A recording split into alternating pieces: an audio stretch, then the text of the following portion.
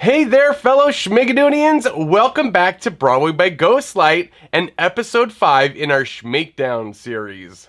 You all have been so kind to me and this channel in emails and comments and tweets and shares. I see you all and I thank you with all of my heart, as Emma might say. I'm wearing my custom corn pudding shirt.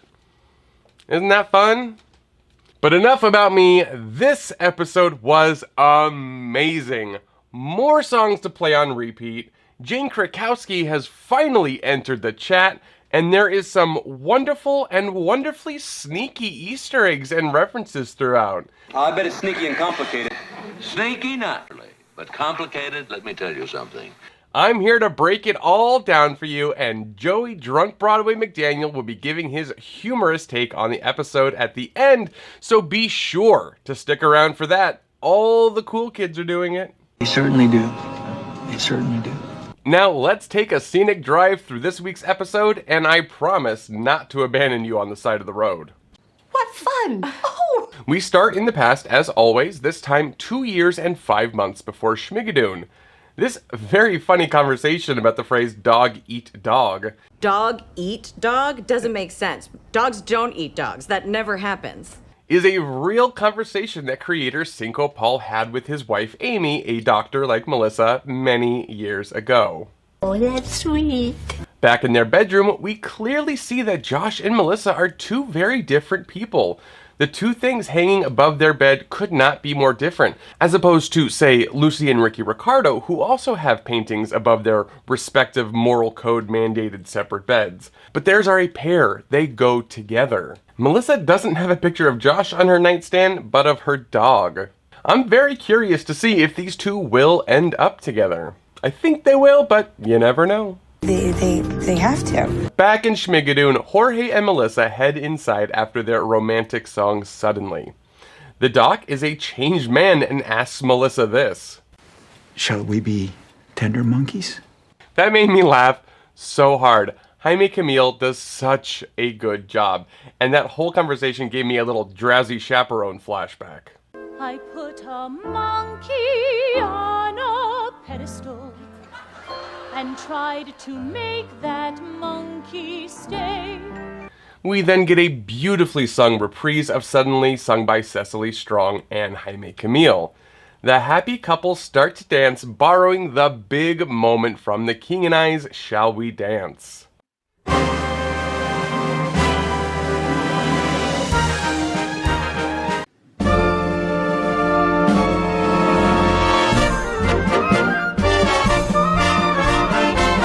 But then, record scratch, we meet Countess Gabrielle von Blerkie. The Countess is played by the always amazing Jane Krakowski. Perhaps best known for her portrayal of the insane diva Jenna Maroney from 30 Rock. My muffin top is all that whole grain low fat. She's also starred in many stage musicals like the 2003 revival of Nine and the 2016 revival of She Loves Me. Since making her Broadway debut in Starlight Express in 1987. Melissa correctly clocks Blerkie Oh, you feel comfortable enough to call me that. as the Baroness Elsa Schrader avatar from The Sound of Music. Oh my gosh. This is just like Sound of Music. Let me guess. You're just back from the city and you're supposed to marry him, right? Melissa thinks she has this glamorous guest star pegged, but more on that later. Next, we see Josh out for a lovely picnic with Emma and Carson. When Josh mentions he has to go back home to New York, Emma warns him of the unsavory characters and gambling there. I mean, it isn't safe. It's filled with gambling and crime and... I think a reference to all the colorful gamblers inhabiting the world of Guys and Dolls.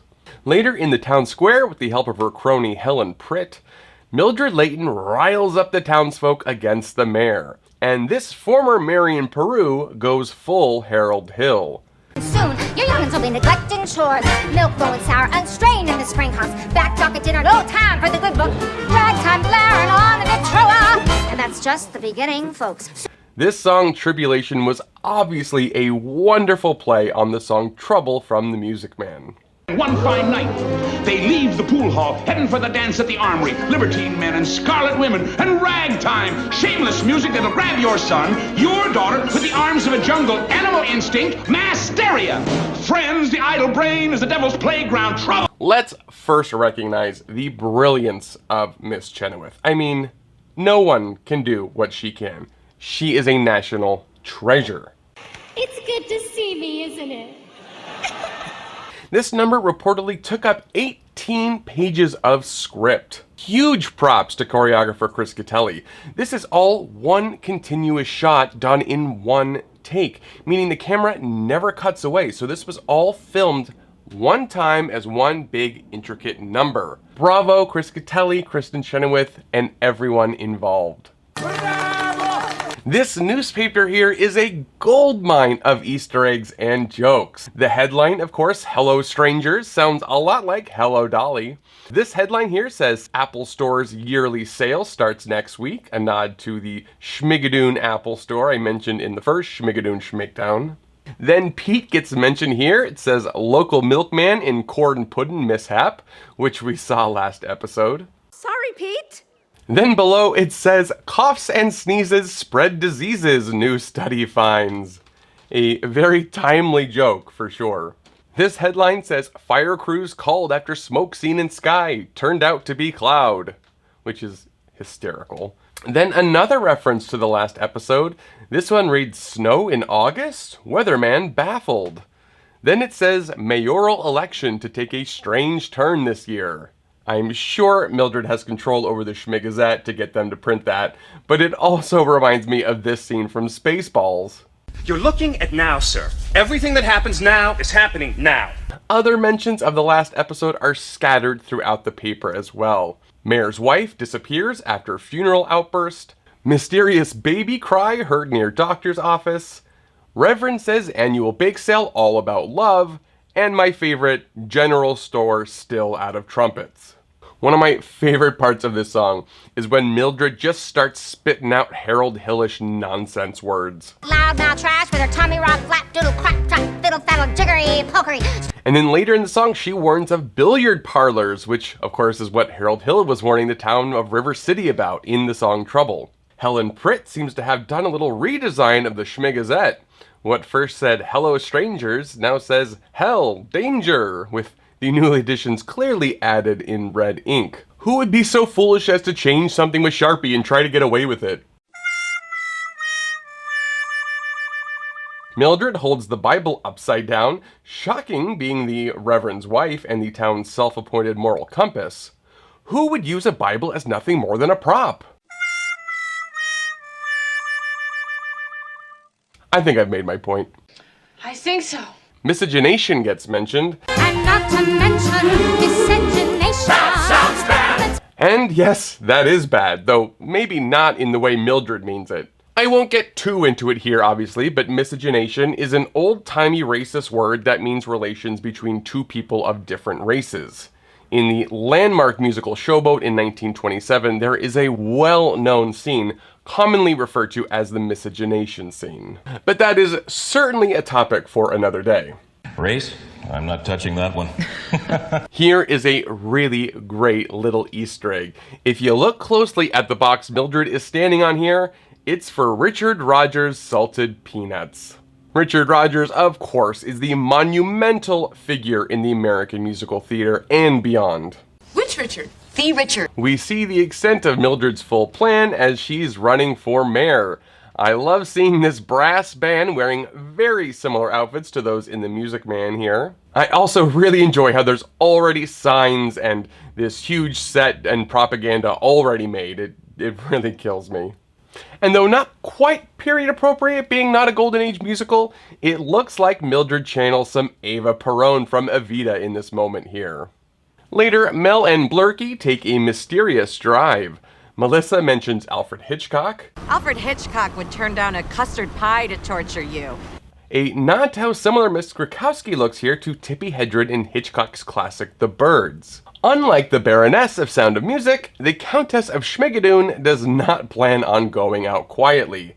She then gets a delicious song. Wait, You get a song. Well, that's surprising. You're kind of a minor kid. Titled I Always, Always Never Get My Man. And I always never get my man. This wonderful showstopper certainly evokes the song Always True to You in My Fashion from Kiss Me Kate, written in 1948 by Cole Porter.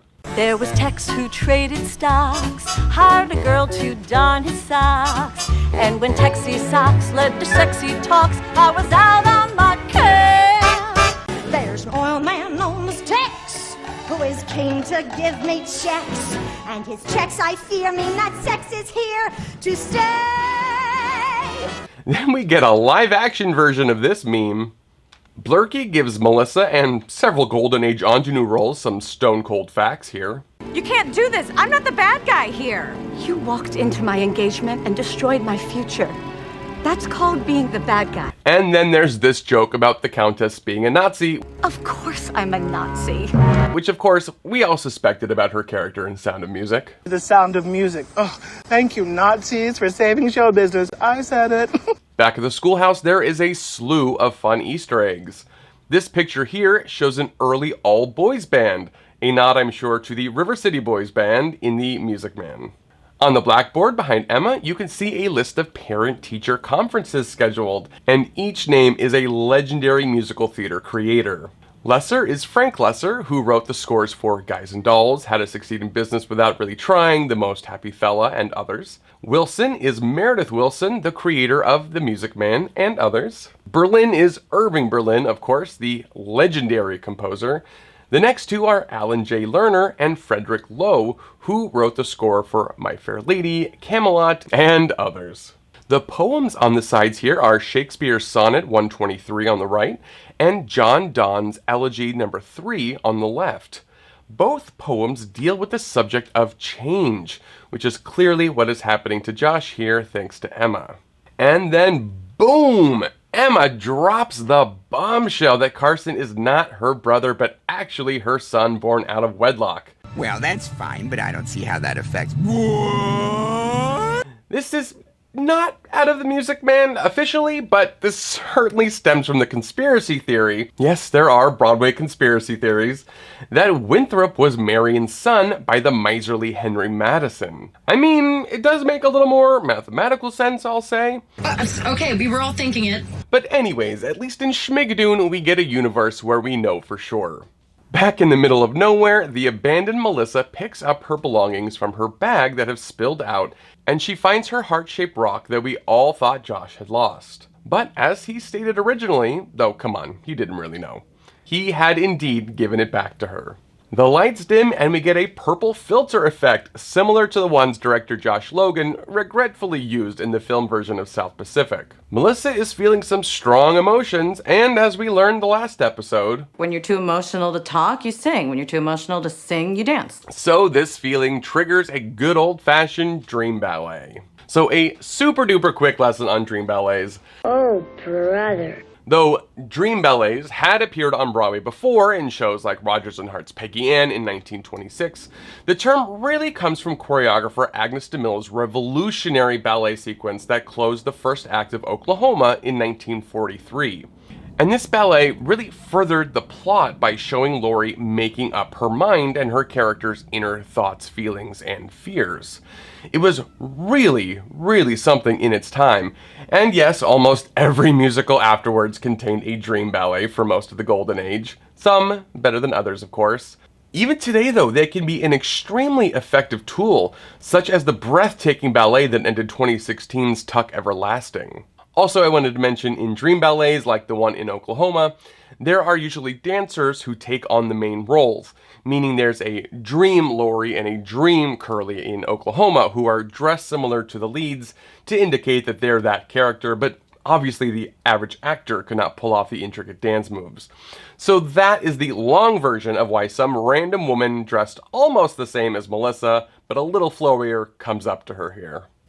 No, we're not having a dream ballet, okay? They're annoying and stupid. They slow everything down. Sadly, in my opinion, I would have loved to have seen Chris Catelli's take on the dream ballet. Melissa stops it all before it can take place, leaving dream Melissa to awkwardly return from whence she came. After the earlier scene where Carson overheard Josh and Emma's conversation about his real parentage and ran off, Josh goes out into the woods to find him.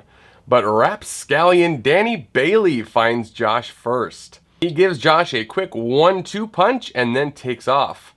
On the ground, Josh finds his rock heart that Melissa had thrown in the woods in episode 2. I love that they didn't just find each other's hearts, assuming these crazy kids are going to end up together, but they had to find their own hearts again first. As the great philosopher RuPaul Charles says, "If you can't love yourself, how in the hell are you going to love somebody else? Can I get an amen up in here?" Amen.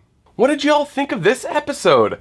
I thought it was another absolute home run for the cast, crew, and creatives of Schmigadoon. All right, we all agree on that. Now for his take on this week's episode, here is my pal Joey. Greetings and salutations. I am Joey Drunk Broadway McDaniel, and I've got 5 things that I'm grateful for in Schmigadoon's penultimate episode. Thank you, Suddenly Reprise, for reminding me that I need to record a 15-part series on the beauty of long-form television musicals' use of reprises and their power to remind you of last week or even last month's emotions. Thank you, Cecily and Jaime, for this opening number and the gorgeous harmonies, and for those 2 chords of Shall We Dance that spun the audience and our couple into a dance of joy. Okay, theater kids, buckle your seatbelts. This is going to be a long one. Thank you, Barry Sonnefeld, Christopher Gattelli, Todd Legion, the Magical Ensemble. With extra jazz handsy thanks to our camera operator, Jim Van Dijik, for capturing the stunningly talented Christian Chenoweth in singing Tribulation in a single freaking take. And not just the first take, and not just a single take, mind you, but literally the first take. Do you have any idea how coordinated, prepared, and professional you'd have to be to record a number like that at all? And for Barry to have the chutzpah to ask the cast and crew to do it in one take? I mean, I hope I'm that confident about anything in my entire life. For Sondheim's sake, it took me 96,000 tries just to record this thank you in response to this magical masterclass number of a song. I have so much more I could say about Tribulation, but I don't have time, so I will just say thank you again. Thank you. Again. Thank you, Air Bud Discussion, for allowing me to say the words Air Bud Discussion. Thank you.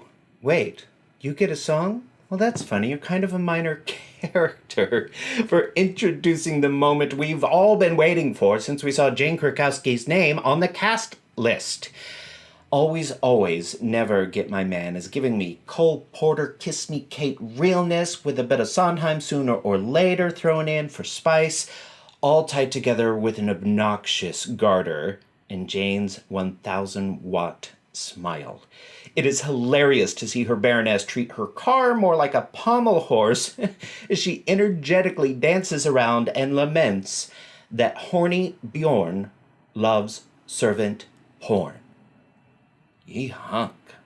Thank you, Melissa, for being brave enough to spill the truth that nobody wants a dream ballet. Except for the dance ensemble, of course. And thank you to Dream Melissa for showing me what balletic rejection looks like.